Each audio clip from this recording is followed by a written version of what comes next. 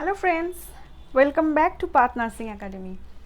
आज के टॉपिक है ऑब्स्टेरिक्स के ऊपर, जो है कि weight recording of an antenatal mother. तो कोई भी अगर प्रेग्नेंट हुई है तो उसका वेट चेकअप एक बहुत ही इम्पॉर्टेंट असेसमेंट है ड्यूरिंग द होल प्रेगनेंसी, क्योंकि अगर वेट जो नॉर्मल गेन होते हैं वो अगर ना हो रही है या कम हो रही है तो वो बहुत सारा डिजीज़ डिनोट करता है और उसके हिसाब से क्विक एक्शन लेने भी पड़ता है for the life of mother and the baby. तो चलिए शुरू करते हैं। सबसे पहले जान लेते हैं बेसलाइन वेट क्या है। जब भी कोई भी एंटीनेटल मदर फास्ट चेकिंग के लिए हेल्थ सेंटर में आती है या हॉस्पिटल में आती है तो उसका जो फास्ट वेट चेक होता है और जो MCP कार्ड यानी कि मदर चाइल्ड प्रोटेक्शन कार्ड में फास्ट लिखा हुआ होता है वही होता है बेसलाइन वेट, क्योंकि उसी से हम क्या करेंगे, उसके बाद जब मदर विजिट में आएगी तो उसी के हिसाब से हिसाब करेंगे कि नॉर्मल वेट गेन हो रहे हैं कि नहीं या एबनॉर्मल कुछ है। तो वो next weight recording steps. Weight recording का कुछ स्टेप्स होते हैं, वो स्टेप बाय स्टेप अगर हम करेंगे तो एरर का चांसेस कम होगी। तो चलिए देख लेते हैं। At first keep the weighing scale on a hard flat surface and check for zero error before taking weight. तो वेनिंग स्केल को हमें एक हार्ड फ्लैट सरफेस पे रखनी होगी, क्योंकि अगर हम नहीं रखेंगे तो फ्लैट सरफेस और हार्ड सरफेस नहीं होगी तो मदर गिर भी सकती है। तो हमें मदर की सेफ्टी भी देखना है क्योंकि वो प्रेग्नेंट है। उसके बाद क्या है, चेक फॉर जीरो एरर।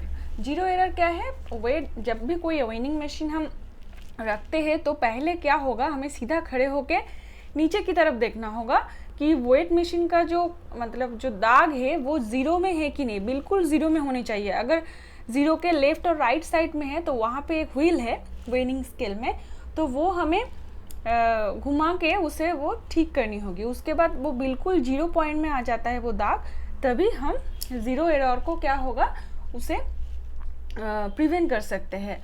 उसके बाद देखिए, ask the mother for evacuate bladder, remove shoes and keep all extra things on table before weight checkup.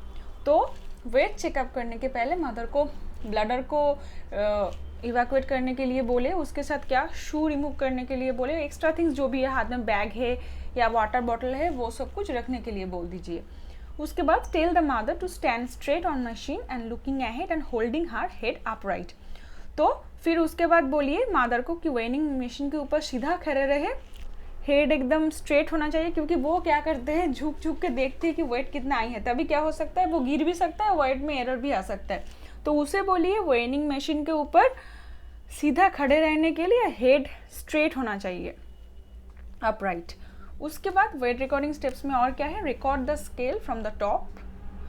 तो जो वेनिंग मतलब जो आ रहा है रिकॉर्ड वो हमें टॉप से देखनी होगी। Record the weight to the nearest 100 ग्राम।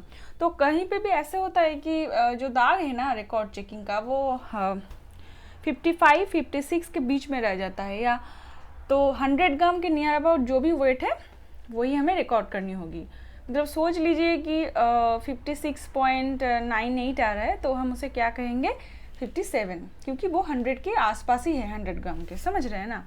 उसके बाद record the findings on the MCP card. बहुत ही एक इंपॉर्टेंट स्टेप्स है, क्योंकि जो भी रिकॉर्ड आप लोग चेक कर रहे हैं तो वो MCP कार्ड में रिकॉर्ड करना बहुत ही ज़रूरी है, क्योंकि उसके बाद हो सकता है कि मदर जब भी वहीं पे भी आ सकते हैं और कहीं अदर मतलब हेल्थ सेंटर पे भी जा सकते हैं।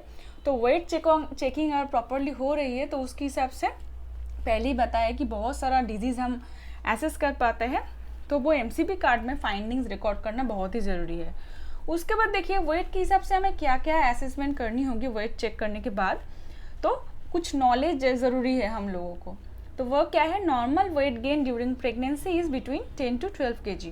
तो ये जो है ना ये बहुत ज़्यादा मतलब एग्जाम में भी आते हैं कि normal weight gain during pregnancy कितने होते हैं, तो वो नियर अबाउट 9 to 12 kg होता है, एवरेज में 10 to 12 kg। If weight gain more than 3 kg per month, check urine albumin and refer. Weight gain अगर 3 kg पर मंथ से ज़्यादा हो रहा है, मतलब पर मंथ 3 kg से ज़्यादा हो रहा है, तो हमें यूरिन एल्बुमिन चेक करके उसे इमीडिएटली रेफर करनी होगी, क्योंकि हो सकता है उसका कुछ और भी डिजीज़ है। Abnormal weight gain during pregnancy denotes weight ज़्यादा गेन हो रहा है, मतलब नॉर्मली जो होने चाहिए वो नहीं हो रहा है, तो क्या डिनोट करता है? ट्विंस मतलब मल्टीपल प्रेगनेंसीज है। पॉलीहाइड्रेमनियस हो सकता है, डायबिटीज हो सकता है, प्री एक्लेम्सिया हो सकता है। तो वेट चेकिंग अगर हम करते हैं हर टाइम एमसीपी कार्ड में, तो उसे से हम फाइंडिंग्स लगा सकते हैं कि हाँ ये एबनॉर्मल वेट गेन हो रहा है, तो उसी के हिसाब से हमें जल्दी रेफर करनी होगी डॉक्टर के पास। उसके बाद एबनॉर्मल वेट लॉस क्या डिनोट्स करता है? IUGR यानी कि इंट्रा यूटेराइन ग्रोथ रिटार्डेशन। वो क्या डिनोट करता है कि बेबी का लो बर्थ वेट हो सकता है। उसके बाद इंट्रा यूटेराइन डेथ एंड ओलिगोहाइड्रेमनियस। तो ये भी क्वेश्चन आ सकता है या भाईवा में भी पूछ सकते हैं कि abnormal weight gain during pregnancy कौन कौन से डिजीज या कौन कौन से कंडीशन को डिनोट करते हैं, और वेट लॉस क्या क्या डिनोट करते हैं। तो इसके बाद आप बता पाएंगे।